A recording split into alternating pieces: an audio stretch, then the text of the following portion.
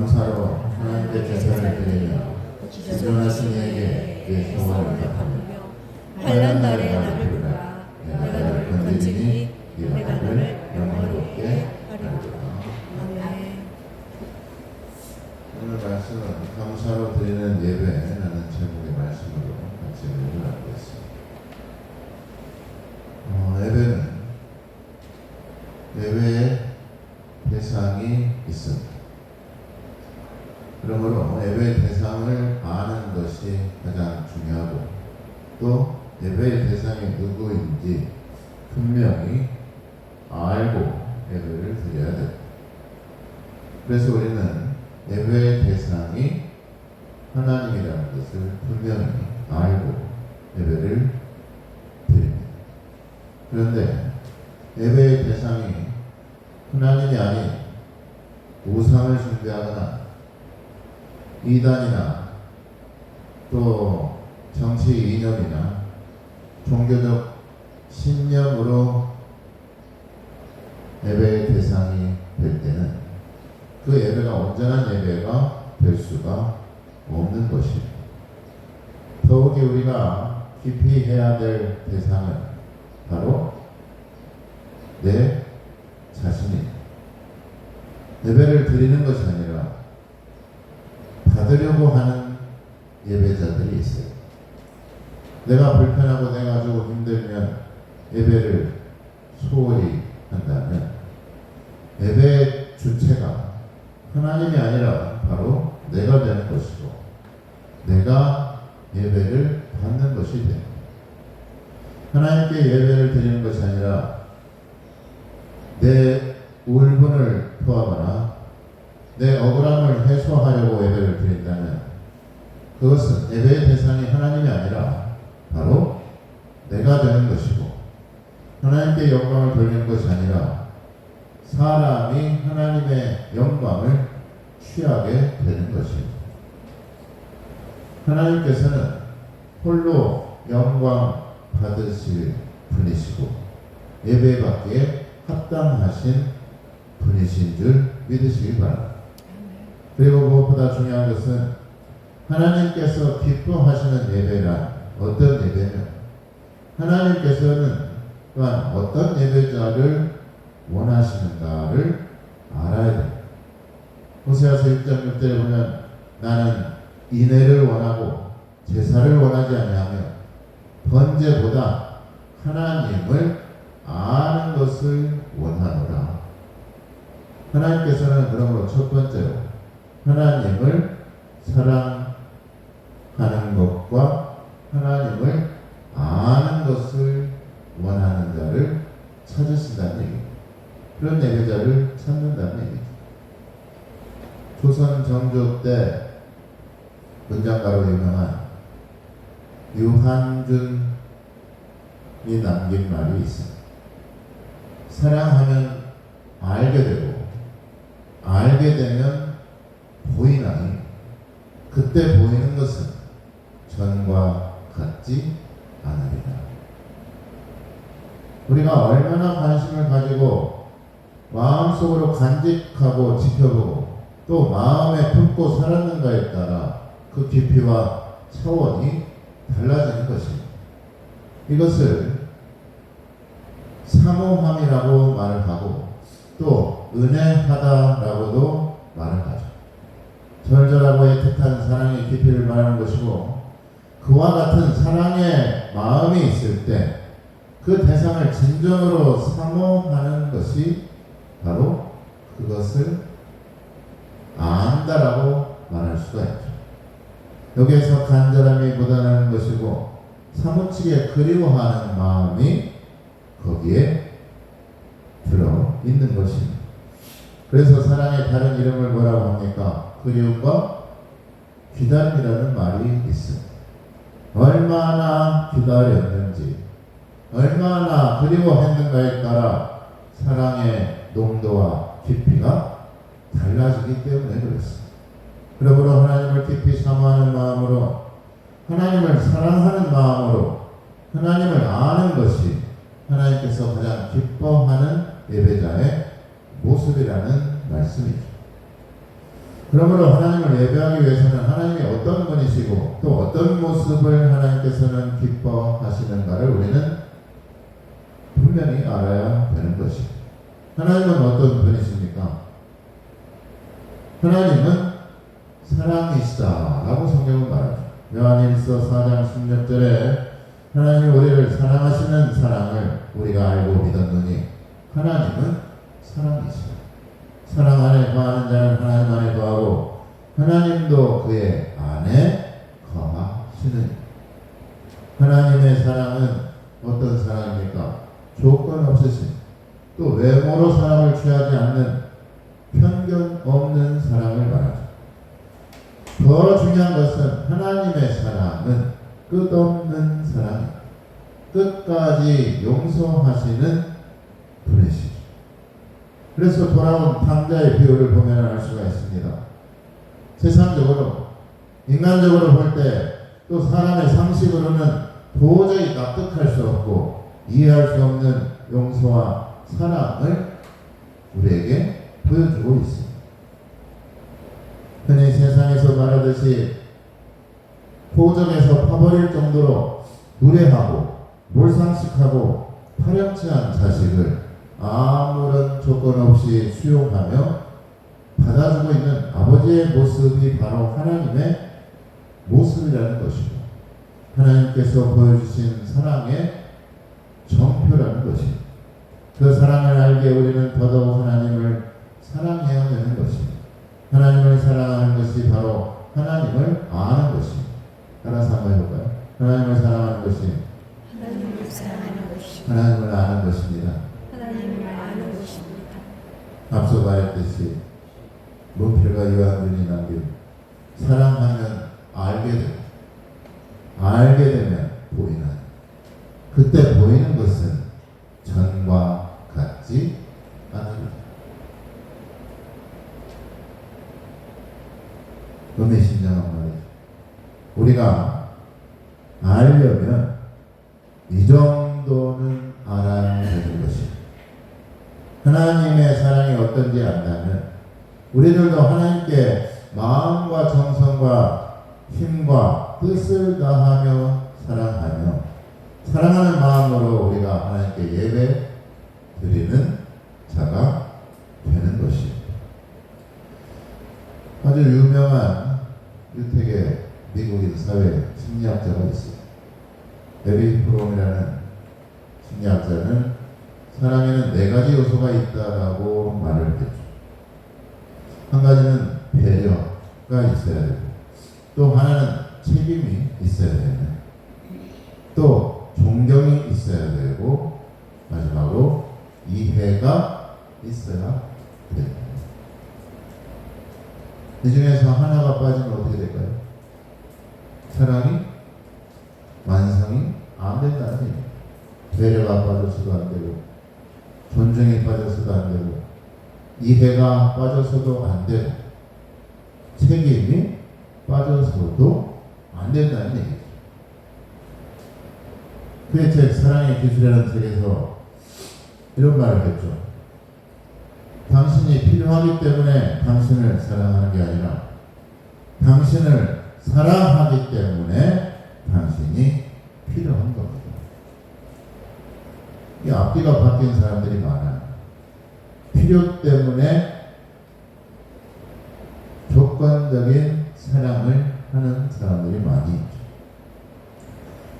필요가 먼저가 아니라 사랑이 먼저라는 얘기입니다. 나르시즘적인 자기 중심적인 이기적인 사랑이 아니라 배려와 존중이 있는 이타적이고 파괴주의적인 사랑을 말하는 것이죠. 그러기 위해서는 사랑에도 기술이 필요하다는 얘기입니다.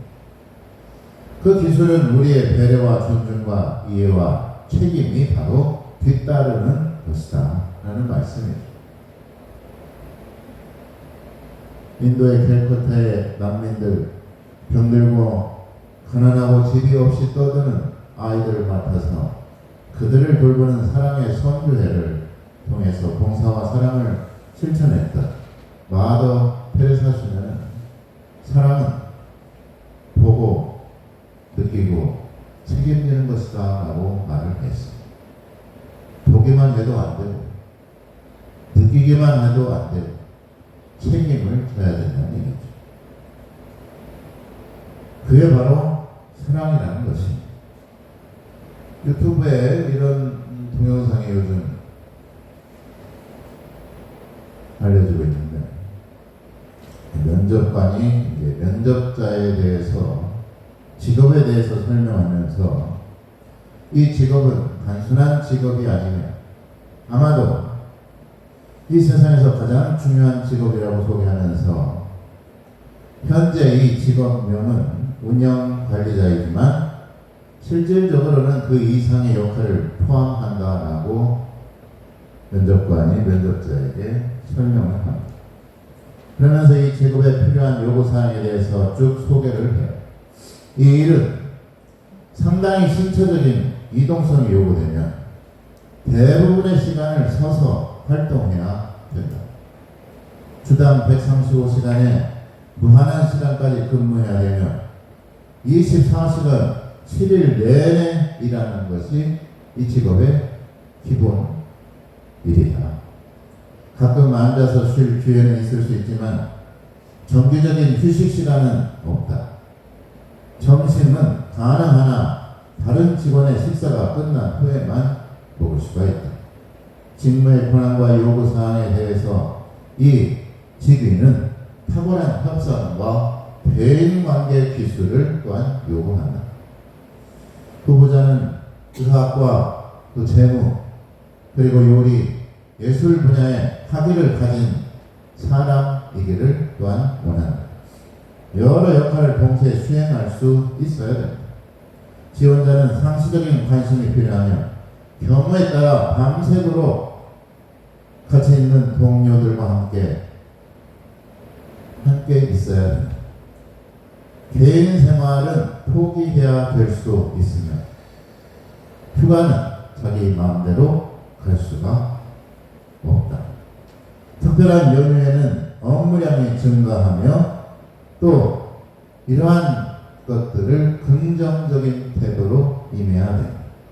이 직장은 세상에서 가장 어려운 직장이며 극한 직업이라고 할 수가 있다. 그리고 이 모든 것은 무엇으로 일을 해야 한다. 이 직업의 주인공은 과연 누구일까? 누굴까요? 엄마입니다. 엄마.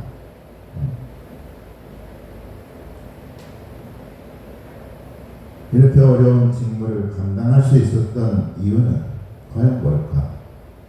가족에 대한 사랑 때문이었다는 것을 우리는 알아야 됩니다. 그래야 사랑이 나오고 그래야 거기에 존경이 나오는 것입니다. 하나님이 사랑을 우리가 생각해 봐야 됩니다. 하나님께서 우리를 지키시지 않았다면, 하나님께서 우리를 보호하시지 않았다면 과연 어떻게 되었을까? 우리의 생명과 호흡이 어디서 과연 오는 것일까? 건강을 과연 내가 지킨다고 지켜질 수가 있습니까? 그런데 하나님께서는 우리가 시험 당할 때 피할 길을 주시고 또 감당할 시험밖에 주지 않는다고 말씀하고 계십니다. 하나님의 배려와 사랑을 우리는 기억해야 하는 것입니다. 하나님을 안다는 것은 그러므로 단순히 하나님은 하늘에 계시고 거룩하신 분이라는 것을 아는 것에 그치지 말고 하나님의 사랑의 깊이와 은혜의 넓이를 행하려 보고 알아야 되는 것입니다. 또 하나님을 아는 것은 하나님의 마음을 헤아리는 것을 말합니다. 하나님께서도 우리의 마음을 헤아리십니다. 그러므로 두 번째로는 마음으로 드리는 예배를 하나님은 기뻐하신다. 시편 51편 17절에 보니까 하나님께서 구하시는 제사는 상한 심령이다. 하나님이여 상하고 통회하는 마음을 주께서 멸시하지 아니하시리. 상한 심령은 뭘 말하는 걸까?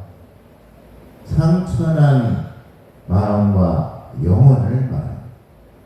또한 회개하는 마음과 죄를 미워하는 마음을 의미하는 것입니다. 그런데 과연 마음은 어디에 있을까?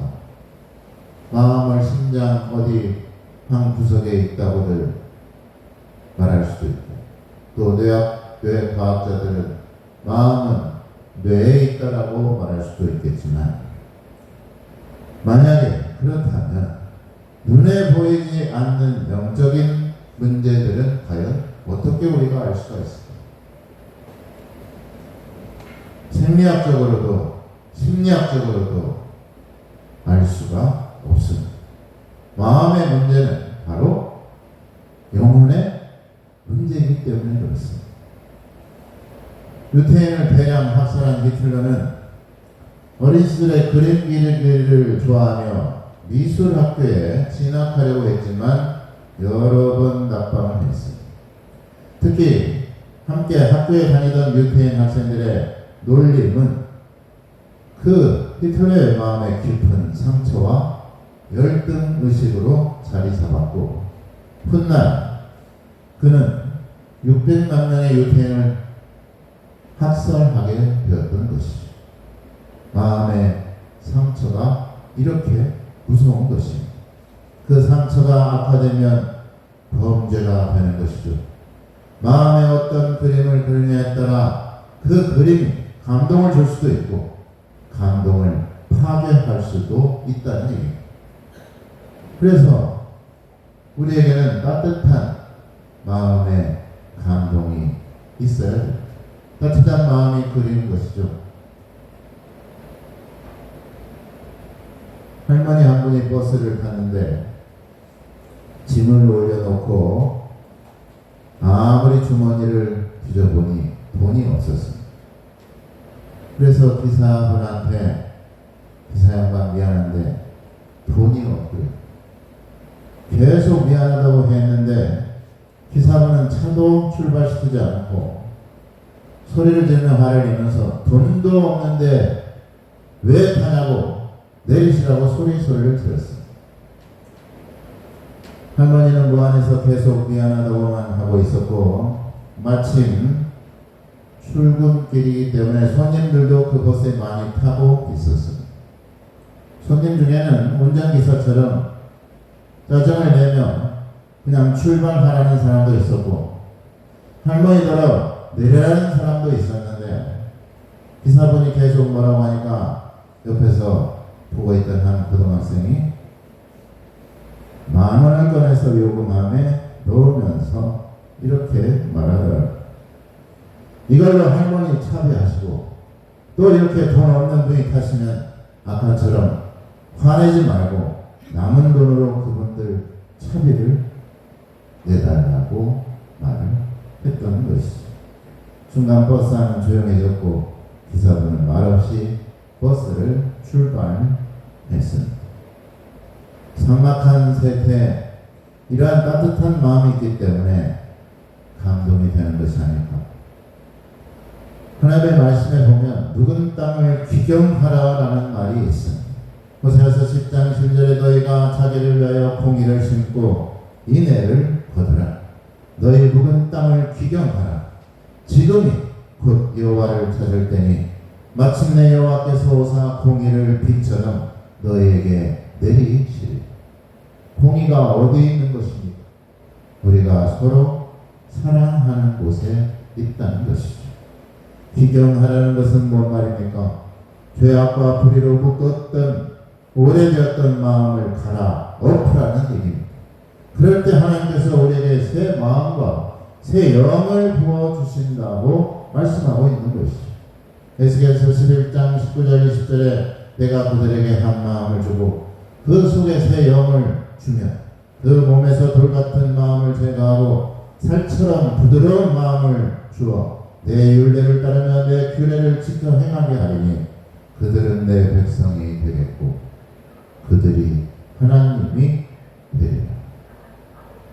굳은 마음으로는, 딱딱한 마음으로는, 악한 마음으로는 하나님을 온전하게 패배할 수가 없는 것입니다. 우리의 마음밭에 어떤 새싹들이 자라고 있습니까? 거짓과 미움, 다툼과 시기, 교만과 험난, 비판과 비난으로 무성한 잡초와 가라지만 자라고 있는 건 아닌지 우리의 마음을 살펴보아야 됩니다. 그렇다면 묵은 마음의 땅을 갈아엎어야 되는 것입니다. 그리고 그 밭에 하나님의 선하고 의롭고 거룩한 씨앗을 파종하시기를 바랍니다. 영국의 성직자 칼렙시 콜턴은 말하기를 악을 뿌리 뽑을 수 있는 힘을 가진 자는 그 자리에 하나님의 덕을 심도록 하라. 그렇지 않으면 또다시 수고를 해야 한다. 잡초가 자라던 억센 토양에 아무것도 나지 않게 하는데 드는 수고보다 훨씬 적은 수고로 새싹이 돋아나게 할 수가 있다라고 말하고 있죠. 마음의 토양을 새롭게 해야 되는 줄 믿으시기 바랍니다. 영국의 과학 잡지 뉴 시언티스에서는 이러한 글을 올렸습니다. 밝고 따뜻한 햇살을 받으며 사는 사람들이 잿빛 하늘 아래 사는 사람보다 훨씬 건강하다는 보고서를 게재하면서 사람들의 눈길을 끌었습니다. 이 보고서에 따르면 프랑스에서 조사된 건강 실태 보면 햇볕이 짧게 들어오는 북부 칼레에 거주하는 주민들은 일주량이 더 많은 남부 피레네에 사는 주민들보다 소화계통이나 암이나 강경변에 걸릴 확률이 3배나 더 높은 곳으로 조사되었다는 것입니다. 또한 자살 건수도 햇살을 받지 못하는 사람들이 훨씬 더 많다는 것입니다. 어두운 마음도 마찬가지입니다.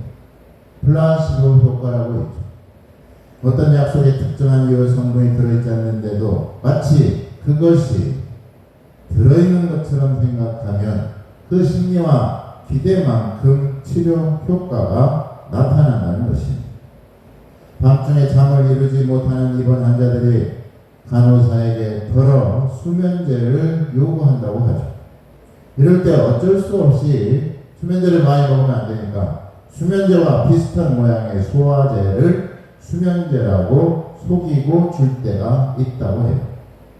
그런데 그 소화제를 먹은 환자는 이내 편안하게 잠에 든다고 합니다. 열이 나는 환자에게 증류수를 해열제라고 속여 의사가 직접 주사하면 많은 경우에 열이 내린다고 합니다. 마음속에 강한 믿음과 기대대로 치료와 회복 효과가 있다는 것이죠. 프랑스의 어느 여인은 살충제를 먹고 자살해야겠다라고 유서를 남기고 결국 죽게 되었습니다. 그러나 그녀의 위액을 조사하는 결과 위액에는 살충제가 없었습니다. 독이 없는 다른 주스를 마시고 자살한 것으로 확인이 되었다는 것입니다. 그녀가 마신 액체는 사람을 죽일 수 있는 것이 아니었는데도 살충제를 먹은 줄 알았기 때문에 그 충격으로 죽게 된 것이죠. 또 다른 예로 담석전 수술을 받아야 할 어느 마음 약한 여인은 자신의 배를 칼로 벤다는 사실 때문에 심각하게 두려워하고 있었는데 수술 준비를 위하여 수술대 위에 눕혀놓고 차가운 알코올 솜을 이 여인의 배를 소독하고 있을 때 수술 칼로 째는 것으로 이 여인이 착각한 나머지 쇼크사로 죽게 되었다는 얘기. 무슨 말입니까? 우리의 마음의 상태 그만큼 중요한 것입니다.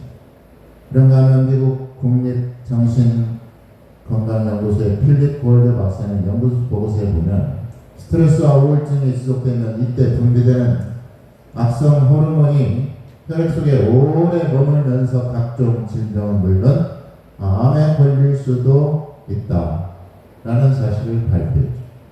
스트레스 호르몬이 혈중에 오래 머물러 있을 경우 심하면 식욕자를 일으키고 면역 체계를 무력화시키고 세포 재생 능력을 중지시킨다는 현상이 나오고 있습니다. 또 쉽게 뼈가 부러지며 암이 유발된다는 것입니다. 마음을 우리가 어떤 마음으로 가지고 있느냐 중요합니다. 하나님께서는 마음이 상한 자를 찾으시고 또한 그 마음을 치료해 주시고 고쳐주시는 분이십니다. 상한 마음으로 하나님께 긍휼을 받아 어두운 마음이 밝아지고 굳어서 딱딱해진 마음이 부드럽게 변화가 되는 것입니다. 벌 같은 마음을 제거해 주신다라고 말씀하고 있죠. 하나님의 말씀을 잘 수용하고 받아들이는 마음으로 새롭게 그 마음이 변화되어야 되는 것입니다. 하나님께서는 마음이 상한 자를 고쳐 주시는 분이신 줄 믿으시기를 바랍니다. 끝으로 감사로 하나님께 예배하는 자가 하나님이 기뻐하는 자고 하나님께 영광을 돌리는 예배자인 것입니다. 오늘 말씀해 보니까 시편 50편 14절 15절에 감사로 하나님께 제사를 드리며 지존하신 이에게 내 소원을 갚으며 환난 날에 나를 부르라 내가 너를 건지리 네가 나를 영화롭게 하리라. 하나님을 영화롭게 할 수가 있는 사람은 하나님을 지존자로 생각하고 하나님만이 영광 받으실 분이라고 알고 하나님만이 예배 받으실 분이라는 것을 깨달은 사람인 것입니다. 그러므로 시편 50편 23절에 감사로 제사를 드리는 자가 나를 영화롭게 하나니 그 행위를 옳게 하는 자에게 내가 하나님의 구원을 보이리라. 모든 예배는 감사 예배가 되어야 되는 것입니다. 하나님을 영원토록 영화롭게 하는 것이고 즐거워하는 것이다. 장로교가 채택한 웨스트민스터 세례문답 제일 첫 번째 문항이 바로 그거. 사람의 제일 된 목적이 무엇이냐? 하나님을 영화롭게 하는, 하나님을 즐거워하는 것이다. 오직 하나님만이 홀로 영광을 받으실 분입니다. 그때 우리는 항상 감사하는 마음으로 하나님을 찬양하고 하나님을 즐거워해야 된다는 얘기죠. 말씀을 듣고 마음에 무거운 죄의 짐들이 가벼워지고 악한 생각들과 어두운 감정들이 다 씻겨 내려가는 것입니다. 하나님께 드리는 감사를 통해 하나님께서는 잿빛과도 같은 우리의 불의하고 부정한 마음들을 긍정의 믿음의 마음과 소망을 품는 마음으로 바꿔주시는 줄 믿으시기 바랍니다. 우리가 분명하게 알아야 될 것은 하나님의 영광은 오직 하나님의 것입니다. 또한 그 영광을 하나님은 나눌 수가 없는 것입니다. 이사야서 42장 8절에 나는 여호와니 이는 내 이름이라 나는 내 영광을 다른 자에게 내 찬송을 우상에게 주지 아니하리라. 예수님께서도 자기의 영광을 돌리지 않는다고 말씀을 하면서 이렇게 말합니다. 요한복음 8장 50절에 나는 내 영광을 구하지 아니하나 구하고 판단하시는 이가 계십니다. 오직 영광의 주체는 하나님이라는 얘기입니다. 하나님만이 또한 영광을 취하시는 분이시라는 얘기입니다. 감사함으로 하나님을 영화롭게 하는 자에게 하나님께서도 영광이 있게 하는 것입니다. 고린도서 4장 15절에 많은 사람의 감사로 말미암아 은혜가 더하여 넘쳐서 하나님께 영광을 돌리게 하려 함이라. 우리의 감사 예배가 하나님께 영광을 돌리게 하는 것입니다. 감사하는 마음이 은혜로운 마음인 것입니다. 감사하는 예배가 바로 하나님께 영광이 되는 줄 믿으시기 바랍니다. 잠언 4장 8절에 그를 높이라 그리하면 그가 너를 높이 들리라. 만일 그를 품으면 그가 너를 영화롭게 하리라. 하나님을 품을 때만 우리가 영광스러운 하나님의 자녀가 되는 줄 믿으시기 바랍니다. 감사로 예배드리며 오직 하나님께만 영광 돌리는 하나님이 기뻐하시는 예배자들이 다 될 수 있게 예수님의 이름으로 축원합니다. 기도하겠습니다.